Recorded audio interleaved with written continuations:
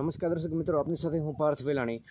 હળવદમાં 2 દિવસ દરમિયાન જે ગુજરાતમાં વરસાદની આગાહીને પગલે જે હળવદમાં પણ બે વાર એક ધમાકેદાર મેઘરાજાએ બેટિંગ કરી નાખી અને અત્યારે ઉનાળાની સિઝન ચાલી રહી છે અને ઉનાળાની સિઝન દરમિયાન ખેડૂતોએ પણ ખૂબ સારું વાવેતર ખેડૂતોએ કરેલું છે. કેનાલો તો બંધ છે પરંતુ તોય ખેડૂતોએ વાવેતર તો કરેલું છે. જે તલનો પાક હોય, મગનો પાક હોય, જુવારનો પાક હોય, ઘાસચારો ને આ મગફળી હોય અને આ ખૂબ સારું વાવેતર ખેડૂતોએ કરેલું છે.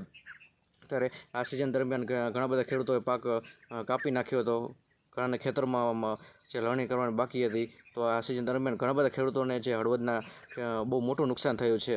ત્યારે આ કેનાલ બંધ હોવા છતાં પણ ખેડૂતો જે 2000 હેક્ટરથી વધારે ગત વર્ષની સરખામણીએ વાવેતરમાં પણ વધારો થયો છે. એ પણ એક સારી બાબત કહી શકાય મિત્રો. પરંતુ જે આ મેઘરાજા આવે એવું થઈ ગયું છે. શિયાળો, ઉનાળો અને ચોમાસું ગમે તે સિઝન, બધી સિઝનમાં મેઘરાજા આવે વરસે છે એનું કોઈ નક્કી નથી. છેલ્લા 4 વર્ષથી આપણે જોઈ રહ્યા છીએ કે બાગાયતના જે ખેડૂતો હતા એ બાગાયતના ખેડૂતોને પણ ઘણું બધું મોટું નુકસાન ભોગવવું પડે છે. ત્યારે કોમર્શિયલના ખેડૂતો હોય તો એને પણ એટલું નુકસાન ભોગવવું પડતું હોય છે. ચોમાસામાં પણ ખેડૂતો નુકસાન ભોગવે છે, ઉનાળામાં પણ નુકસાન ભોગવે છે.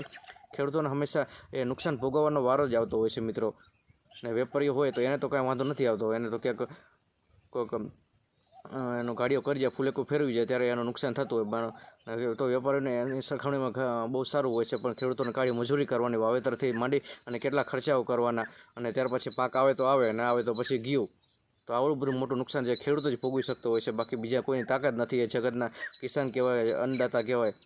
ને એટલે આવડું બધું નુકસાન જે થયું હોય તો સરકારને પણ એક વિનંતી એ કરું છું કે ખેડૂતોની સામે જુઓ, એને કંઈક વળતર આપો અને જે કંઈ એની જરૂરિયાત મદદ કરવાની હોય તો એની સામે એ મદદ કરવામાં સરકારે ક્યારે પીછેહટ ન કરવું જોઈએ. નમસ્કાર.